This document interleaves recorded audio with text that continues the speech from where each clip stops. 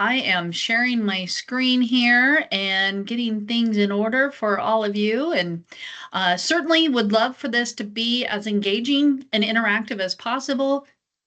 Put those questions out there and we'll get to them here shortly. So you should be seeing my screen now, and I just want to share. This is a very short time to give you a pretty complicated message.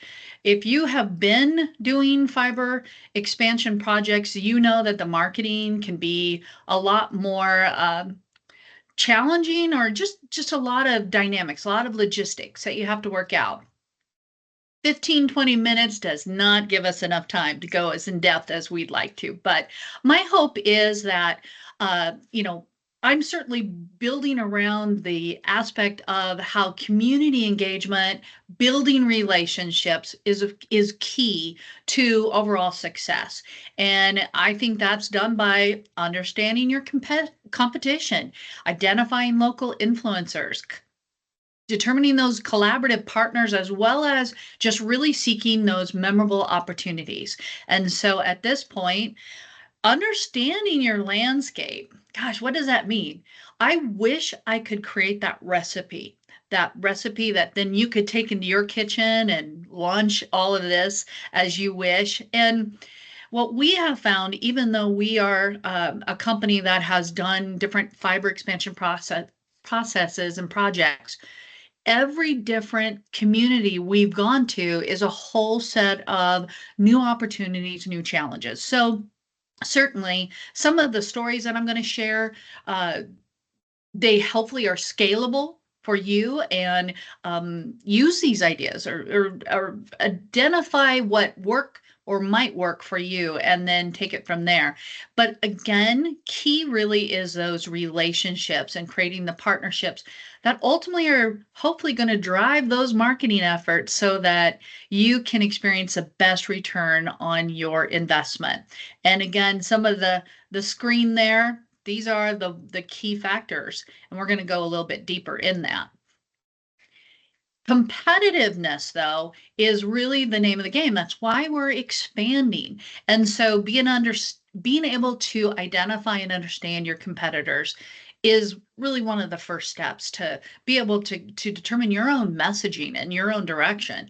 And one of the ways that we can do this, or you can also, is accessing the Facebook ad library. This is a free public tool. So you can then research any ads that are out there on Facebook, Instagram, the other meta platforms. It's searchable, and it is both. It contains a library of both active and inactive campaigns. And the whole point of doing this was really for that ad transparency. It includes data about the ad itself, when it was published, some of the creative content associated with it. We ourselves have used this tool to be able to see what our competitors are doing, what kind of promotions, what services are they touting, any other details that may help us in stressing our message. Again, this might be something that is a tool for you if you haven't been using it. You need to set up an account, but go and explore that to see what could possibly be a benefit for you. Another aspect that we have done that has really brought unforeseen information, but it's all about data gathering.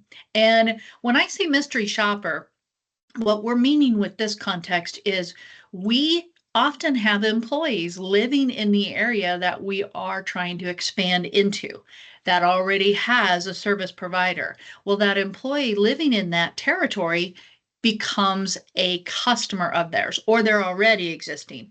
But one of the examples that we've had is we, as a company, purchase the service of our competitor to be in the home of our employer or our employee. And that was totally on the aspect of trying to gain information. And we, in our situation, we learned some information that, maybe it was things that we took for granted in our own approach and process. We found out that our competitor didn't have a local troubleshooting office. And so when we then started promoting our services, we stress that local presence. There were some other things as far as when our employee needed some troubleshooting, it took more than 24 hours. Well, we really stress that 24-hour turnaround. And so there's different things that you can do with your mystery shopper. It seems kind of naughty to be paying for the competition services, but it can reap a lot of rewards. Excuse me. The thing, though, that you have to remember in anything we're doing is that clear communication. You're going to be getting your story told to those other people, those key stakeholders that can repeat that story to other people and then just expand upon that word of mouth power. And in that, you're going to designate who you want to give what information to, but keep in mind, sometimes the deeper that insider information can really have some power. When you are getting those key stakeholders and you're empowering them with trusted information, the timelines, the goals, the geographic mapping areas, that is going to be crucial. And then in that clear communication, when you involve your executive team, that can also send the message that this community is important because we are bringing our elite team, our leadership is taking time out of their busy days to spend in this community to better get to know you. And then be that broken record. Sometimes I think we think, okay, we check off the to-do list. This is done. We've got this. We're doing great. And then we forget to continue to inform those key stakeholders. We want them to be able to keep sharing that story. And furthermore, in your clear communication, you want to have maybe a script or possibly talking points for those people who may have to handle those tough conversations. People like your customer service team, your front end, your technicians. The people, though, that are, gosh darn, we're still probably going to dig up the beloved flower garden or something. And we want to be armed with information. Our team needs to have that information to be able to just keep those relationships as positive as possible. In talking about key stakeholders, darn allergies, I'm so sorry about this. In one of our events, we hold usually a lunch, bringing our executive team. In one community, we gave them all sorts of data. We provided, like I said, maps of where we were going to go and the timeline of what part of the community we were going to target first. And in that, sharing our excitement, trying to build up that energy so that, again, this group of partners now can expand our story even deeper. In terms of key stakeholders, let me go back to that. Key stakeholders can be your Chamber of Commerce, Economic Development, your city, county commission or council, whatever that's called there, different business leaders. And that could also be educational leaders, religious leaders, other civic groups, and just people that are influential and they're influencers in terms of getting other people excited and motivated. One of the ways we helped in doing that is those people we didn't know, the unknown faces. We created a like campaign to really drive that Facebook presence in that community. And our goal there, I know this may seem silly because we're always about let's get signups. But one of the first things we did is let's get the likes, let's get people following our Facebook.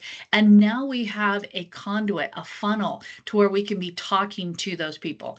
And furthermore, the 5-week campaign we did in this area, we partnered with a local company that gave gift cards away. And we were able to really do in 5 weeks, as you can see there, 72,000 impressions. And it helped us then in having that tool then to continue in communicating with them. Other events, other communities, they all have those things that they're known for. This particular community that we have been working in with our expansion project now is really into the arts. And so we knew that there was a great synergy with that. Your communities have different things as well. What identify that and then see what you can do to become a partner.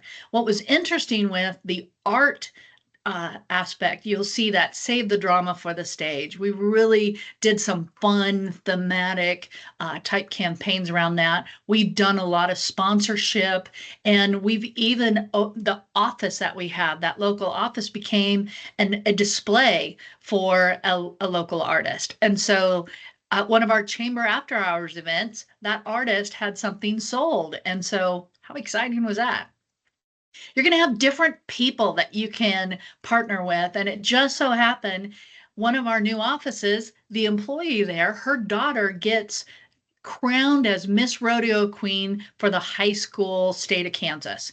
And we were able to be a part of her legacy, and of course that's a lot of parades, and we were the one driving with our branded material, with our branded vehicle, and we were just able to capture a new audience that we might not have been able to, but let alone, my gosh, we really got that employee, her connection deeper in the community as well. Never stop looking for those unique opportunities. And one that was great in a town that we're working with, we were talking to a coffee shop, realized that they didn't have a Wi-Fi. And what coffee shop is going to be successful without Wi-Fi? And so we had a great partnership with the local coffee shop there. It ended up providing them free Wi-Fi. They gave us cards, gift cards to hand out. They even co-branded the Perfect Blend coffee that is with Nex-Tech, and we've used that in a lot of our giveaways. The garage is another, it's a vintage car museum that's in this community. And everybody's looking for sponsorship. But what our team did was went one step beyond and saw a way to add value to that relationship. And so they were usually doing all of the marketing materials by themselves. And our team came in and just really gave them some extra value in saving their time, and then put all this material up in their location. And in turn, they let us put a lighted display there where we talked about our own fleet and the history of that fleet. So it kind of had a fun thematic tie-in. But that's been a relationship that's continued to blossom since. Your employees are also going to be huge in getting into these new communities. Hopefully, well, not hopefully, but you may have a local presence with people living in that community as well as opening an office. Utilize them as much as you can, encourage and reward. But remember that your employees are also gathering data that's going to be crucial for you in terms of your marketing messaging and the different ways that you are going to communicate with those target audiences. And it's certainly a two-way influence there. And what other ways can you provide value? And we have two things that are, for decades, these two items have been requested a lot. Our train, the NT Express, has been in lots of parades in our footprint. And our grill, a two-sided grill that can serve hundreds of hot dogs and hamburgers. And what we often do is we may provide the staffing to cook or to drive. We may offer a perk to whether employees or just different community kids to be able to hop in the train. But regardless, it's just been a great way to get that synergy and our name out there. And again, get that excitement. You may have different ways that you can do things, but certainly if you haven't had a grill or a train, they're pretty popular in our area. And local talent. I think the local talent is really raw potential. And we're always also a side benefit. We're maybe even creating a workforce development aspect. But with your local talent, certainly you've got local media, and that could be the traditional radio. There could still be newspaper in your community, and podcasts and other different aspects where you can get your message out in a unique way. But what's also fascinating is think beyond that. What is a way that for instance, we had a radio station that sponsored a weekly birthday, and we didn't just put our money there. They allowed us to come on live on air and actually share a little bit of information and progress on our expansion project. The other thing that we've done is we've looked to the local college or the local high school. Some of the areas have talent broadcasting wannabes, and you can utilize them. Additionally, with the local sports and the NIL that a lot of the student athletes are investing in, then that might be a way for you to again expand your reach while promoting your business.